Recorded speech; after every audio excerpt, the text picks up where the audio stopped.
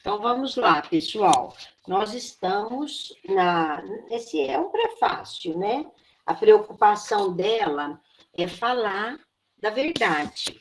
Então, ela fala que em todos os tempos, a ciência, os filósofos procuraram a verdade, né? E ela cita alguns aqui e fala que essa é através desse processo de maturidade psicológica que o self vai se libertando das camadas que lhe dificultam o conhecimento.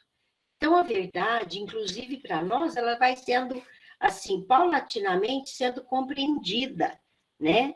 E muitas vezes, nós vivemos ainda a parte mais primitiva, até um dia chegarmos à intuição. Isso é uma coisa que ela fala muito assim, com muita propriedade, né? Porque se nós em uma existência não conseguimos apreender todos os conhecimentos, é lógico que para atingir a plenitude dessa verdade, nós vamos precisar de muitas existências. E aí ela vem fala das descobertas do Jung, que aborda já o transcendental, né? E hoje ela vai falar assim, começa aqui, ó, se, no entanto, quer ver, ó, se, no entanto, esse indivíduo humano não conseguir a perfeita identificação dos elementos de que se constitui por meio do equilíbrio psicofisiopsíquico... Nara, eu vou te atrapalhar só um pouquinho, só para situar quem está pegando agora. Está na página 9, no último parágrafo, não é isso? Isso, penúltimo parágrafo. Uhum. Porque ela fala, eu ia comentar depois, mas vou ler de novo, então, ó.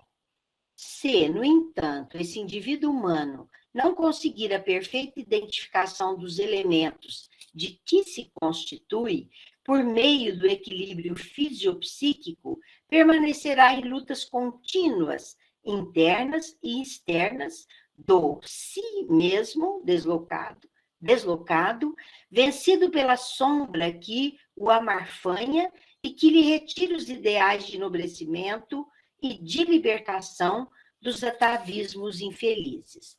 O que ela quer dizer aí?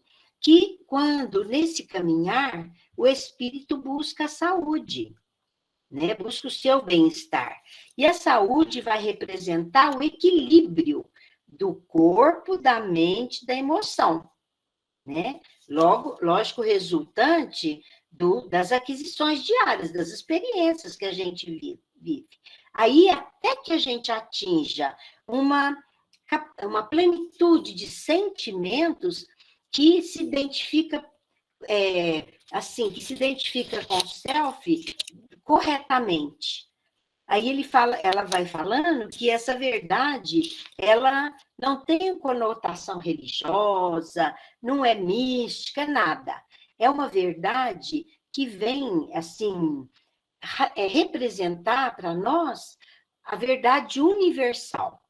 Quer dizer, a lei divina, né? Na verdade, a gente pensando, é a lei divina.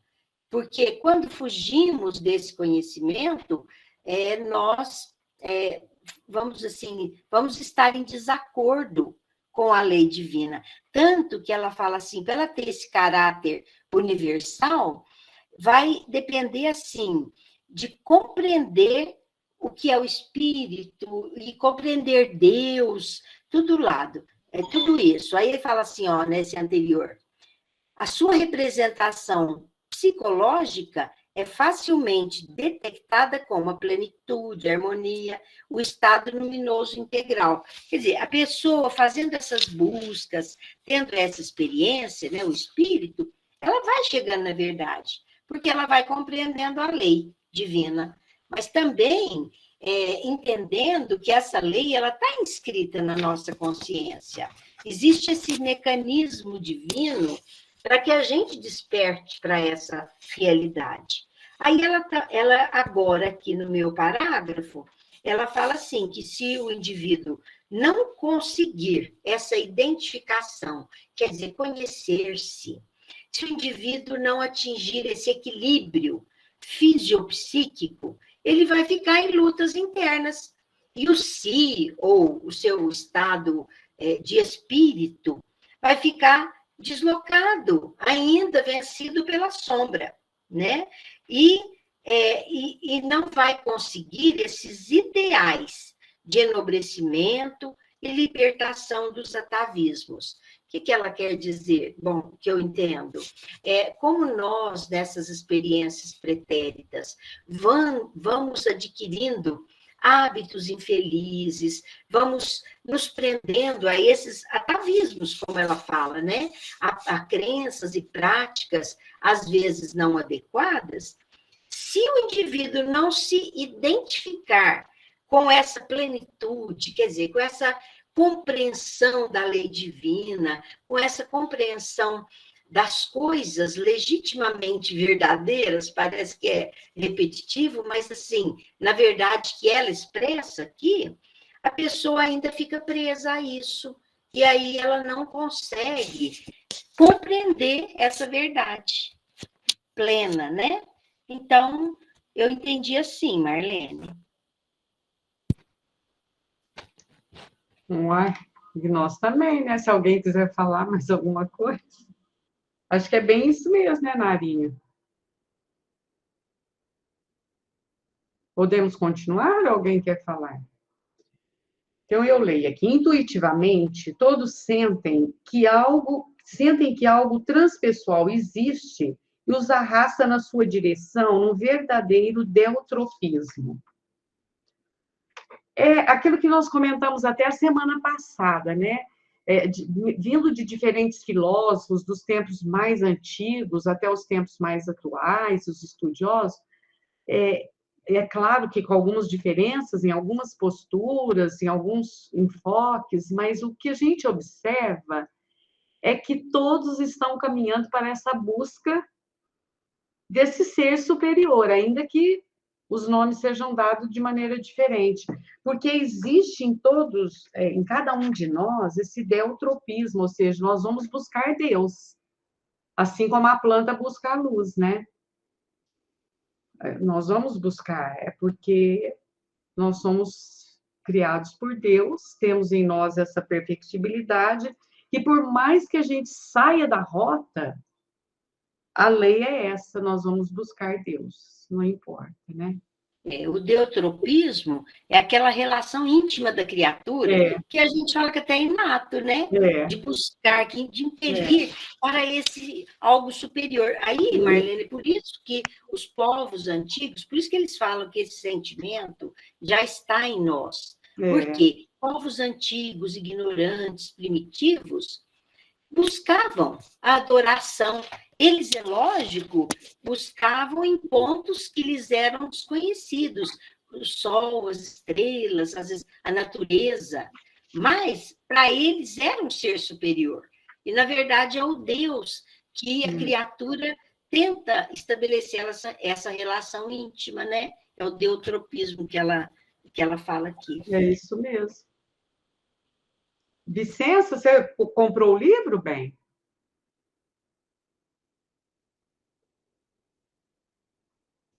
Oi, Vicença. Vicença está de mal de nós. Capaz. Foi dele. Então, lê você. Eu não comprei ainda. Eu vou à Franca. Semana que vem eu vou comprar. Viu? Não, sem problema. Mas você não está de mal de nós, não, né, Vicença? É capaz, hein? Fala pro Antônio que ele vai tomar um tapa.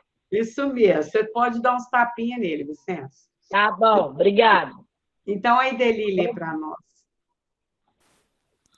O nobre Jung entregou a preciosa existência ao estudo da realidade, utilizando-se da que se denomina objetiva para penetrar naquela que vai além dos sentidos, legando à humanidade a inapreciável contribuição das suas reflexões, observações e práticas no estudo de transcendência do ser, da sua constituição, da sua origem e do seu destino. Quer dizer, ela vai se basear muito no Jung, né? A Joana de Ângeles é estudiosa dele. Então, aí mais para o fim, ela vai falar que vai fazer, lógico, uma comparação com o que Jesus falou, com o que trouxe Kardec, com o que Jung pôs, né? Aí, Marlene, eu estava vendo você falar aí no início, menina, lendo esse prefácio aqui, eu quase que desisto, né? É muita areia para o meu caminhãozinho. Ainda bem que a gente tem esse grupo, vai indo aos poucos, vamos esclarecendo aí, porque, olha, o assunto é profundo e complicado, né? Ela mexe lá no fundo mesmo, né? Então, vamos ver aí como que vai se desenrolando daqui para frente. E Ana Luísa, volta logo, que isso? Vamos lá, né? Ela sabe bastante. É isso mesmo, prima. A Carlinha está sem o livro. Tati, você comprou, bem, o livro? Comprei. Então, vamos lá, Comprei. né? Tá, eu leio. Qualquer coisa, vocês me ajudam aí, gente. Realizando investigações científicas com Pauli, é Pauli que fala? O célebre físico quântico, penetrou também a sua onda investigadora nas doutrinas orientais, especialmente no budismo, nas mandalas, para identificar o ser real, compreender o sempre complexo e fugidio self.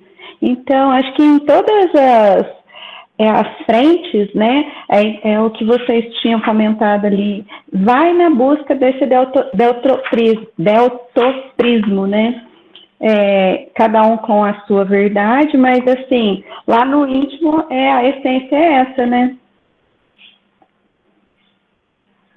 É isso que eu tenho observado, assim, das coisas que eu consigo, das poucas coisas que eu consigo. E nenhum fica para trás, né? Porque estamos todos juntos, né? Cada um desenvolvendo numa modalidade, né?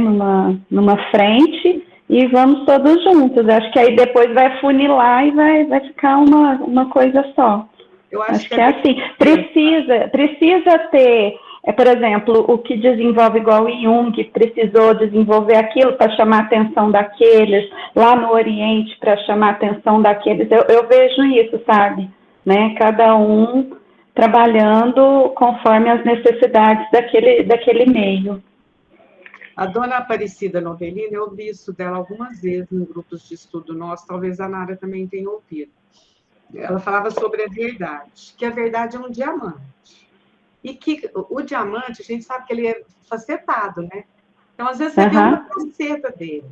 Você não está vendo a verdade, você está vendo parte da verdade, né? Ou seja, você não está vendo o diamante todo. E eu acho que é por aí mesmo, né? E ela vai passando por todos aqueles, né? Eu acho bonito na Joana que ela fala de todos, né? Ela não importa, ela não fica presa, né? Ela inclui todo mundo. Depois, igual a Idelin fala, ela vai funilar, ela vai focar no Jung e em Kardec, né? Eu acho legal isso nela também. Marlene, esse homem, o Pauli, eu fui atrás, né? Ele é austríaco e chama Wolfgang Ernest Pauli. E ele foi um dos que estudou os elétrons, assim, o conteúdo dos elétrons. Por isso que ele fala aqui o célebre físico quântico, porque os elétrons foram descobertos já na era da física quântica, né? Mas mesmo assim, ele fazendo essa busca, ele foi nas doutrinas orientais, igual a Tati falou, todos, assim, lutando para compreender, né, esse self, que aqui é representado como a consciência plena, e ele fala que o self é a instância psíquica ideal. Olha que interessante. E aí, que é o estado ideal, igual a gente tem visto aqui, né, já pleno da criatura, né? Eu entendi isso. Eu vi. É isso mesmo, Narinha. Larinha, você continua? Sim. O ser humano é um conjunto em transição contínua, em processo de aprimoramento incessante, sob todos os aspectos considerados. Nessa ebulição transformadora e ininterrupta, surgem complexidades, umas, e desaparecem outras, que vão ficando as últimas na sua história antropológica ancestral e diversas com perspectivas de apreensão e de conquista que deve ser lograda. Para mim, isso aqui é o aperfeiçoamento moral, a reforma íntima, né? Que as complexidades, as dificuldades que a gente encontra em certa fase da vida desaparecem e a gente vai voltando às origens, né, ancestrais e que contribuem muito com a nossa escala, né? A nossa ascensão a Deus, a nossa perfectibilidade. É bem isso mesmo, né, Lara? Gente, sempre fiquem à vontade, viu? Se quiserem intervir, falar, não precisa esperar eu chamar, não. Waide, você tem o livro, bem? Não, não comprei, não. Não, né? A Gleide tem, né, Gleide? Tenho. Então, vamos lá. Antes de ler o próximo, alguém sabe o que significa mandalas para o conhecimento da realidade? Porque a Joana fala que o Jung entregou-se à existência ao estudo da realidade. E a Joana cita esse físico quântico, né, que no budismo, nas mandalas, para identificar o ser real. Tem alguma coisa a ver as mandalas com a... Alguém tem algum conhecimento sobre mandalas aí do grupo? Eu não tenho, Gleide. Também não tenho. Alguém sabe de mandalas? É interessante porque agora me veio a ideia, porque quando eu fui a Brasília, eu fui naquele Alziro Zadur, né? Um instituto lá deles. E eles têm esse negócio das mandalas. E eu sempre me intriguei, mas cadê? Né? Tem que pesquisar há muito tempo isso, para saber que lógica que tem essas mandalas, né, para a identificação do ser real. Então, bom... Uai, Gleide, fica de lição de casa para nós. Fica de lição. Porque tá certo. Tem a ver... A gente sabe que é um símbolo... Seria... A Tati sabe, ó. A Tati sabe. Seria uma representatividade, né, é o que a Marlene ia falar agora. Eu acho que eles estão simbolizando, né, igual na maçonaria tem, eu acho que no caso aqui foi citado a mandala, né, mas eu acho que em cada frente tem um, né, a gente não tem, nós não temos, né, mas eu acho que aqui foi isso. Marlene, sobre a mandala. Eu estou até com uma aqui em frente. É linda a minha mandala. Mostra para nós, não tem jeito. Ah, e Deli também. Ah, Deli. Então, gente, eu peguei aqui, Marlene, fala que é uma representação geométrica da relação entre o homem e o cosmos. O cosmos refere-se a uma figura geométrica em que o círculo está circunscrito em um quadro ou quadrado em um círculo. Então, são desenhos, né? E essa figura possui ainda subdivisões mais ou menos regulares, divididas por quatro, múltiplos, etc.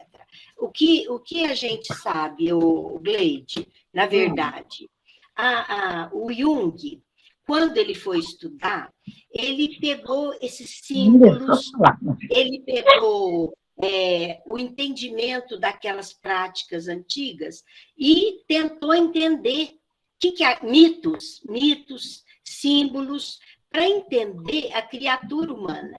Então, na verdade, todas essas coisas são expressões da criatura humana tentando compreender Deus, o cosmos, a si próprio, até a natureza. Então, ele interpreta, o Jung, isso tudo como assim, símbolos muito importantes na construção da conquista desse self.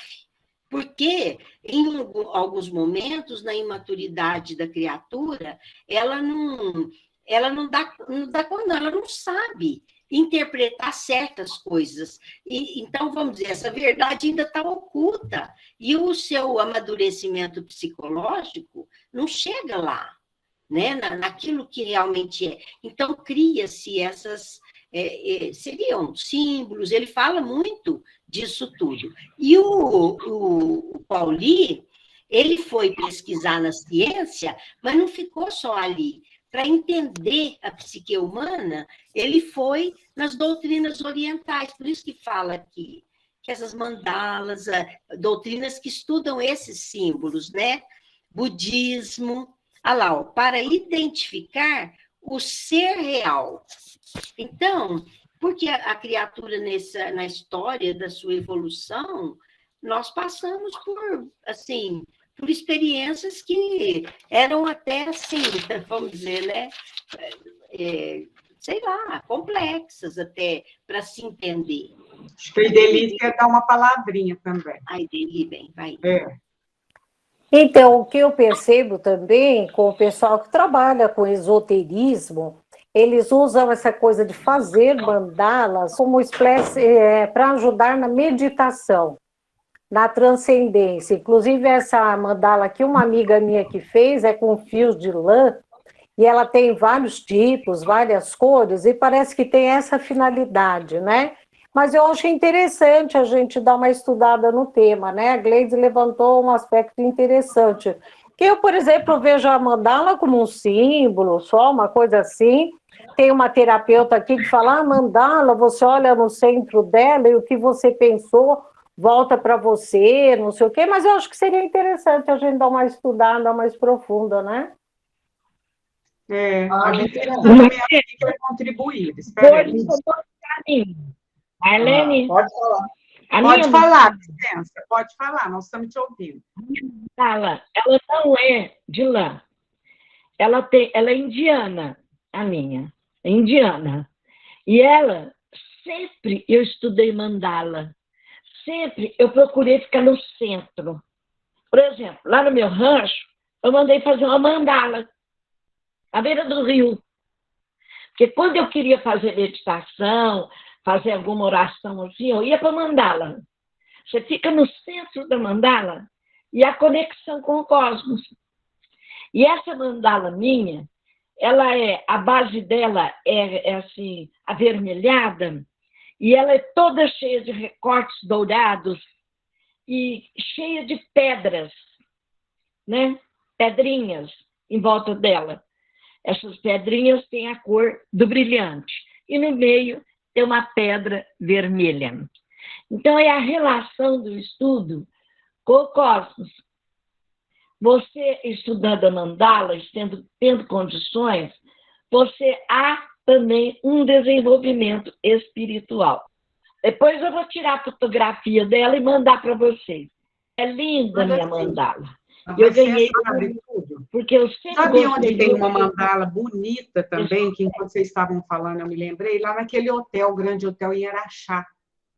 E é um espaço mesmo para meditação. E se você olhar de cima, então, né, tem uma parte em cima, você olha embaixo, aquela mandala enorme, linda. De piso, né? É de piso, feita.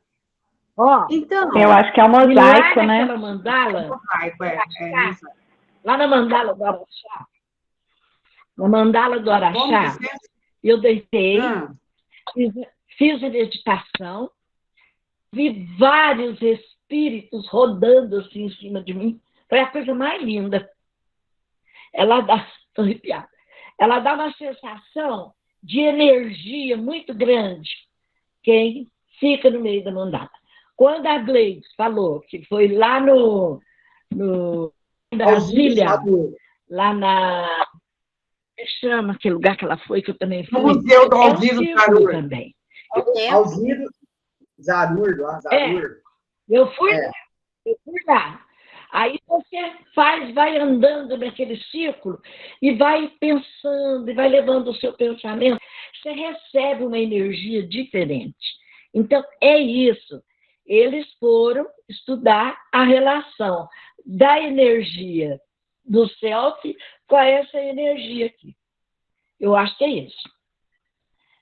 Mas fica o convite, né, para então, que a Gleide sugeriu, a Ideli, eu acho que nós podemos estudar. Porque é interessante que, por exemplo, nós, espíritas, nós somos desprovidos de todas essas simbologias e tal. Principalmente quem nasceu mesmo na doutrina espírita. Mas o que eu acho, pelo menos eu penso assim, que a gente não pode ter a pequenez de não entender o que os outros pensam e que deve ter um sentido, e que ainda que eu não use aquilo, eu preciso ver, saber, né? Vamos, durante essa semana, procurar, então. Aí a gente troca figurinhas, né? É muito legal. Mas a Vicença contribuiu bem. Vicença, nesse instituto tem uma grande sala com esse círculo, gente, com um labirinto. Então, o procedimento é você tirar os sapatos e fazer todo o percurso até o centro da mandala, né? Depois voltar, e aí você escreve no papel tudo que você pensou, e aí você coloca lá no lugar deles lá. Então, já que surgiu no estudo da Joana essas pesquisas a respeito desse estudo da realidade, agora me despertou, falei, nossa, vou estudar um pouco mais para entender, né? E ontem, no Roda Viva do Espiritismo, um estudioso da emancipação da alma e do animismo, Adilson Mota, uma coisa assim, o orador, a Roda Viva entrevistado, ele falou uma coisa que nós estamos estudando, eu achei interessante. Ele falou que Joana de Ângeles e Jung usa o termo inconsciente. E nós, no Espiritismo, usamos o termo perispírito. E aí, um lá da Roda Viva, não sei se vocês assistiram, pergunta se é a mesma coisa. E aí, esse moço, psicólogo de Aracaju, falou que são termos diferentes, mas, na verdade, esse inconsciente que se confunde, né? É como se fosse o perispírito, por causa do banco de memórias que o perispírito tem. Então, agora eu estou ligando tudo para entender que que a Joana fala lá, compreender o sempre complexo e invisível self. Vai ser para a gente estudar melhor o nosso self. Olha. Eu não assisti o Roda Viva, não. Eu vou assistir, eu sempre assisto outra vez. Eu achei muito Mas, assim, o banco... aí tem uma questão, né? A sede da memória é no espírito, não é no perispírito. Então, a discordância, né? Mas tem que falou em termos, ele quis... Mas tudo bem. No caso de termos, espíritos, os espíritos começaram a fazer perguntas. Eu quero ouvir até de novo, que é bem complexo. Eu vou ouvir, sim. Eu não ouvi, não. Muito complexo, mas a gente vai estudando.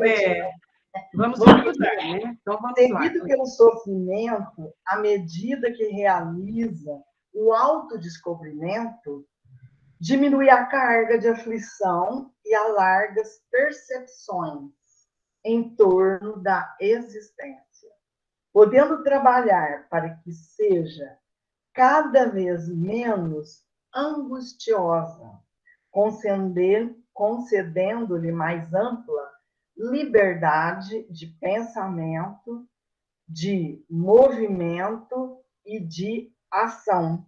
Olha, tá vendo? Aqui parece que há um estímulo para que a gente conheça esse inconsciente, né, vamos assim dizer, e descubra esses conflitos para que a gente diminua, né, o sofrimento. Esse sofrimento se tornar menos angustioso, olha lá, cada vez menos angustiosa, para ter mais ampla liberdade de pensamento, de movimento e de ação. Por isso que, nesse texto inicial, a Joana cita Jesus: conhecereis a verdade e a verdade vos libertará.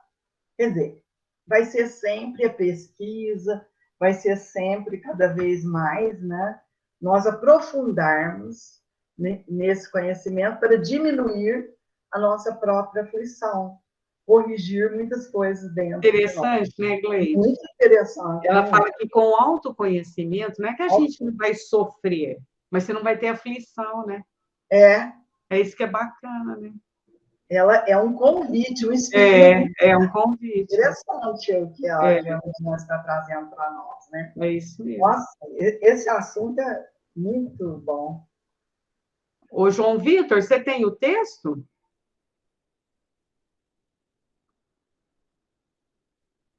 Será que o João saiu? Então, vamos lá. Deixa eu só ver aqui quem está aqui direitinho, porque o Iris está aqui, mas a Nilza. A Nilza tem o texto, né, Nilza? Tenho. Então, vamos lá.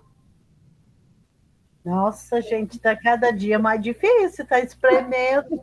Ainda bem que vocês falam assim, porque eu falava assim, gente, Nossa, a inteligência é extremamente limitada. Eu sei que é, mas eu achava que era minúscula. Não, jamais. Cada parágrafo mais apertado. Vamos lá, então. Olha, vamos ver. De início, a libertação do sofrimento apresenta-se como de urgência, pelas aflições que propiciam a dor, a angústia, os conflitos emocionais, as frustrações, as ansiedades e as perdas. Logo depois de lograda a compreensão do mesmo, o ego desarma-se e contribui em favor da solidariedade e da compaixão, passos que denotam a presença do amor na psique e na emoção, favorecendo o self com a legítima compreensão da realidade. É nesse momento que se encontra predisposto à intuição, aos flashes dos insights, campos admiráveis extrafísicos da percepção que leva à individuação. Bom, nos termos que está falando, o que relata aqui é a caminhada, né, da evolução, das dificuldades enfrentadas ao longo da evolução nossa, né, que fala de que vai passando, né, por várias etapas, por várias dificuldades, e vai se fortalecendo, se modificando, deixando, né, para trás os problemas, e vai... Aí já vem, né, como fala aqui, ó, denotam a presença do amor, né, da psique, na emoção, quer dizer, que é o caminhar, né, da evolução que acontece por todas as dificuldades enfrentadas até o ponto ápice, né, da evolução. É assim que eu compreendi. Eu não sei se eu expressei, mas é isso que eu entendi. No encontro em Sacramento, o Nilson, que houve agora, no 1º de maio, que eles fazem um seminário de educação do espírito. 1º de novembro. Por coincidência, estudaram a dor, bênção divina. Esse era o tema. E é exatamente isso que estamos também discutindo, porque, olha, os conflitos, a dor, a angústia, os conflitos, as frustrações, as ansiedades, as perdas. O que acontece? Nesse estudo de autoconhecimento, vai favorecer o self para a compreensão da legítima realidade. Então, se a gente estivermos predispostos a entrar nesse conhecimento, nós vamos ter, olha, admiráveis extrafísicos da percepção, que leva à individuação. Quer dizer que nós vamos compreender, através destes estudos, vamos compreender bem melhor a dor, o sofrimento, as aflições, as provas. Nós estamos no mundo de provas e expiações. Se não tiver nada que ajude a gente a entender as provas e expiações, seria mais árido. Mas compreendendo, ajudando a compreender essa dor como bênção divina, muito interessante, porque vai diminuir. E ela fala que o ego desarma, né? Quando a gente compreende. Achei interessante isso. É muito interessante isso. Porque é uma libertação do sofrimento, né? E a gente vai compreendendo melhor tudo que nos acontece. Tudo. Não tem um nadinha de nada na nossa vida que não tenha um propósito divino. Puxa! E interessante aqui, gente, nesse capítulo, nesse item que a Nilza leu, que ela fala isso que a Gleide está comentando, né? Na medida que a gente vai compreendendo, o ego desarma. Quando o ego desarma, o self passa a... É como se ele ganhasse uma dimensão maior, né? E para compreender a realidade. E aí nós vamos ter intuição, né? Que ela começa lá no parágrafo falando da importância da intuição, lembram? Através de flashes e insights, né? Ou do nosso próprio autoconhecimento, do nosso passado, aquilo que interfere em nós, né, gente? Porque eu fico pensando, às vezes, como nós já tivemos várias existências, e é claro, né, gente, nós estamos no mundo de provas e expiações, até agora a gente só vem arrumando confusão e encrenca. Ninguém estava fazendo palestras memoráveis aí, nem vivendo como santo. Então, isso volta, às vezes, em forma de confusões, dores maiores. Mas aí ela fala, na medida que eu compreendo que o ego desarma e o self se alarga, eu vou tendo essa capacidade de intuição. Aconteceu uma coisa interessante comigo, agora parece que eu peguei meio firme na meditação. Faço, assim, um pouco, mas... E eu faço aquela de ficar, assim, observando os pensamentos. E, é claro, eu não vou contar para vocês, né, gente? Porque eu ainda não estou nesse patamar. Mas aí eu comecei a observar pensamentos que vinham com frequência em mim. E aí eu comecei a fazer paralelo com a minha vida. Eu falei, eu acho que aí que está a encrenca. E eu preciso estudar isso melhor, entender isso melhor, do que isso vai me ajudar. Então, acaba vindo com flashes, né, insights pequenos, né, gente? Porque vem na medida que a gente pode dar conta. Porque senão o ego bloqueia também. E bloqueia até para a nossa defesa. Não tem como a gente descobrir tudo do que nós somos. Não dá mesmo, né? Então, eu acho que é por aí. Acho que quando o ego está dominando, que ela fala aqui, né? A gente fica mais na área dos instintos, mais nessa situação. E depois, nesse processo de evolução, nós vamos desenvolvendo essa intuição, que é porque depois passa por essa percepção, né? Que é uma percepção que ela fala extrafísica, né? Olha lá, ó, campos admiráveis extrafísicos da percepção. Então, por isso que ela derruba, como é que ela fala aqui, do ego, desarma, porque ela desarma o ego, passa daquele estágio onde o ego tem vamos dizer, esse domínio, né? E eles falam, todos esses espíritos falam que nós vamos entrar no século da intuição, que vai ser a nossa, inclusive, percepção com o mundo espiritual e perfeita sintonia e comunicação com o mundo espiritual agora, nesse século. E a intuição é o que a gente tem, né? Que é igual você falou, às vezes ela é confusa, ele fala aqui, mas já olha lá, ó, favorecendo a legítima compreensão da realidade, que vai ser esse processo. Quer ver, Nara? Voltando lá na página 7, no último parágrafo, ela vai falar, ó, no largo processo da evolução, eu acho que ela vai bater bastante na intuição aqui. Em algumas ocasiões, esse fenômeno que ela fala, é isso que ela vai repetindo agora. O ego vai dando espaço para o self, né?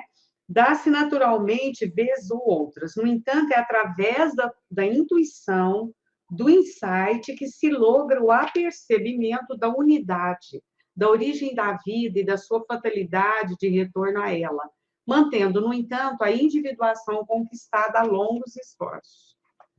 Ela vai trabalhar muito a intuição, eu acho, na busca da verdade aqui.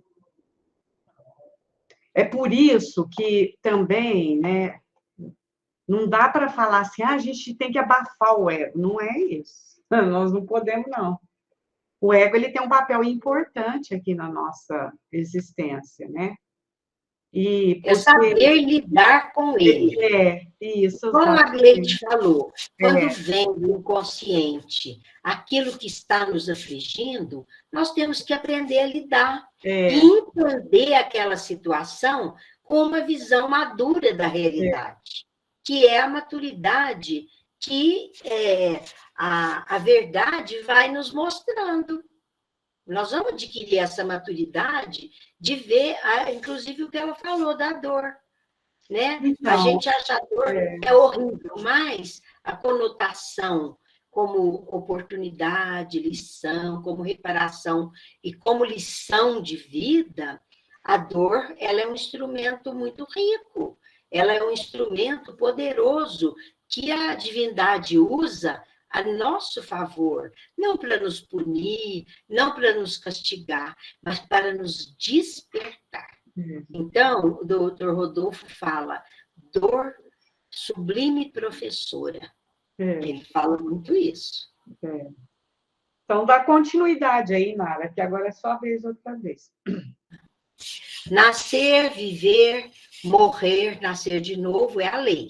No entanto, é essencial descortinar algo mais profundo, que é a prática da caridade como processo de salvação, de autoiluminação. Não a caridade convencional, por cuja prática espera-se a realização do negócio fraudulento entre as doações mesquinhas das coisas terrenas em comércio com as conquistas espirituais. Entenda-se salvação como libertação da ignorância, do mal que existe no íntimo de cada pessoa, a ausência da crueldade e do mal, em vez do desgastado conceito de retribuição na espiritualidade. Então, eu entendo assim, o Kardec falou, fora da caridade não há salvação. Jesus falou sobre a caridade. E lá no Livro dos Espíritos, ele tem a pergunta, que ele fala o que é a caridade, como a entende Jesus? E aí o Espírito responde, benevolência para com o próximo, indulgência para com as imperfeições alheias e perdão das ofensas.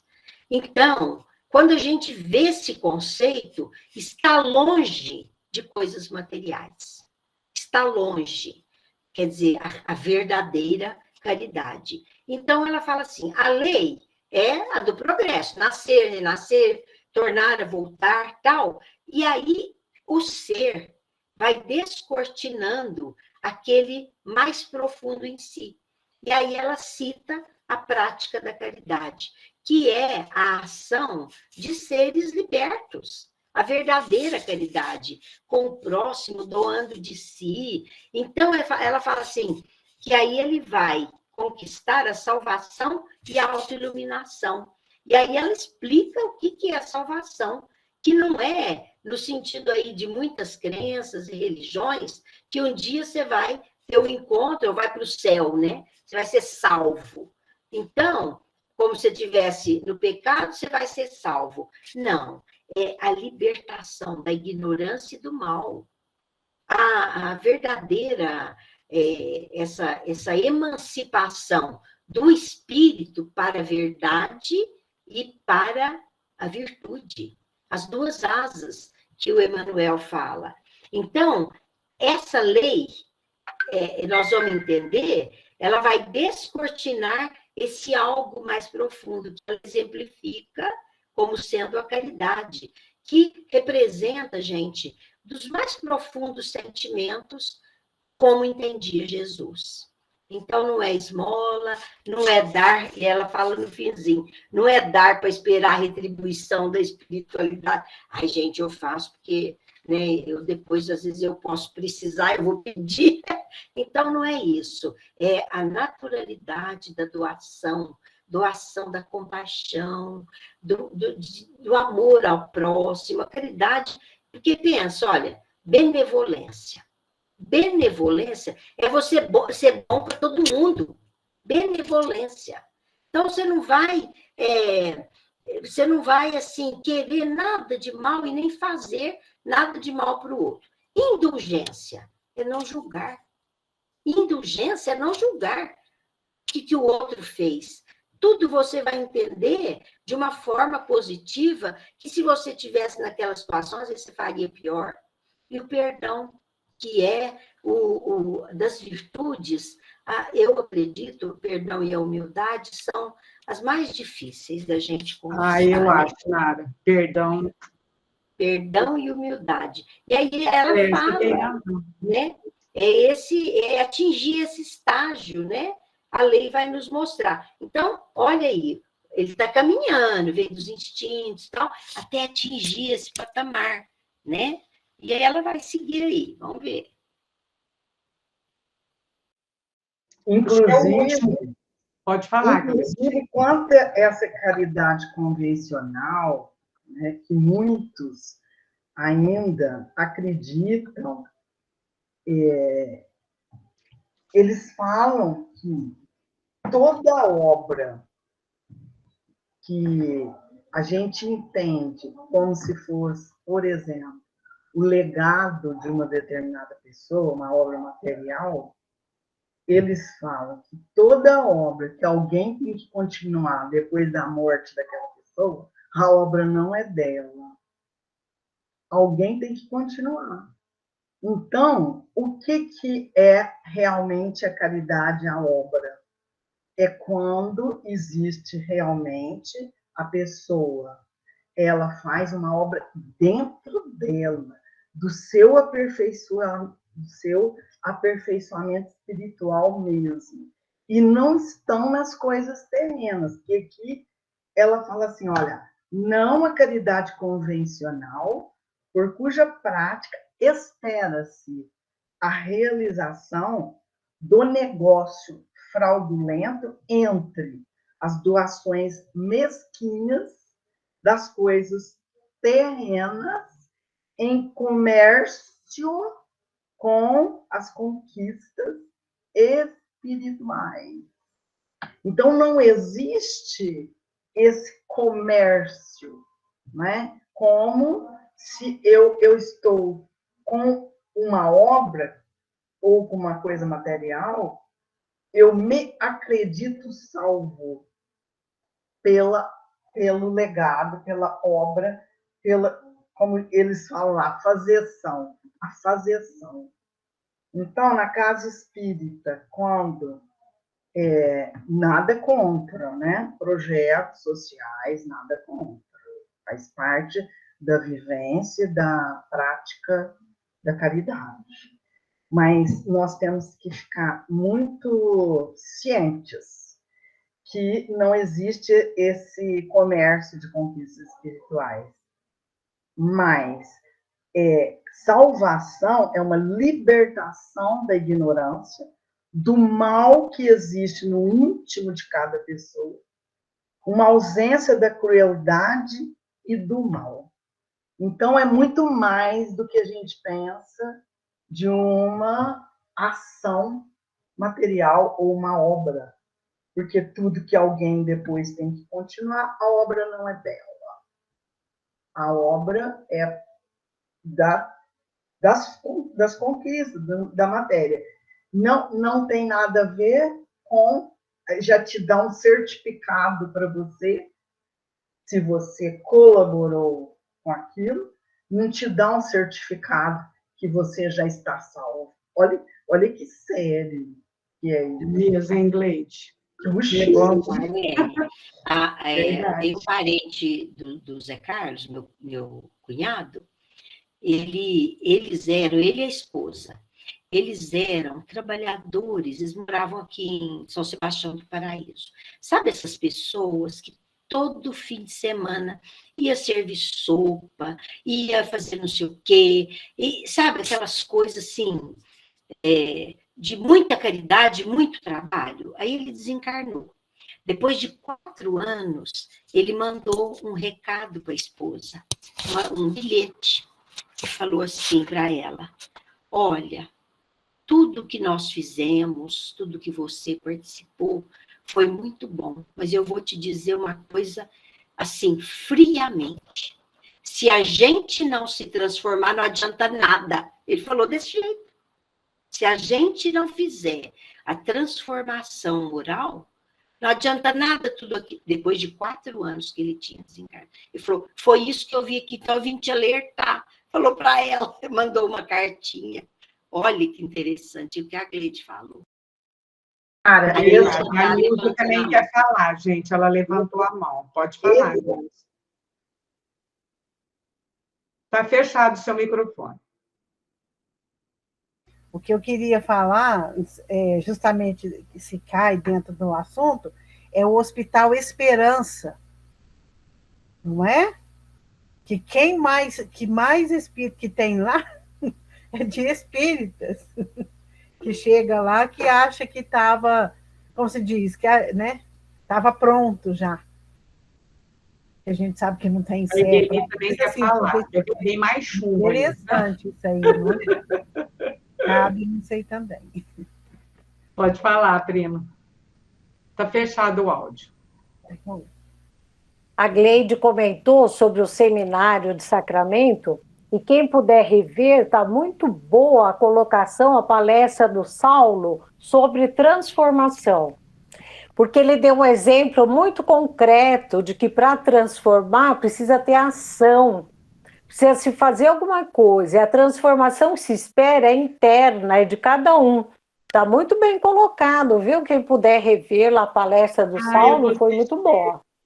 Muito bom. Exatamente, eu estou compreendendo isso dele. Eu estou compreendendo muito isso. Porque não adianta, você pode erguer hospitais, creches, asilos. Não, isso são coisas interessantes. Eu penso assim, Gleide, você pode não transformar o próprio ser, não adiantou nada. Acumulou o quê? Orgulho, vaidade e querendo o prestígio e os aplausos dos homens. Então, isso é uma verdadeira ilusão e um verdadeiro engano. E já que a gente recebeu o aplauso dos homens, né? Uai, já tem a mão esquerda não vê a direita. Para eu procurar essa palestra do Saulo, como que eu faço? É só, você tem o link, eu mandei no NEP o link. Você vai no mas YouTube, nessa altura, às vezes, lá, eu vou no YouTube, né? Não, já está tudo pronto. Você pode assistir, Marlene, a hora que você quiser. A hora que você quiser. Você vai ligando, você quer do Saulo, você quer de vários horários. Gente, então nós temos que encerrar. Olha,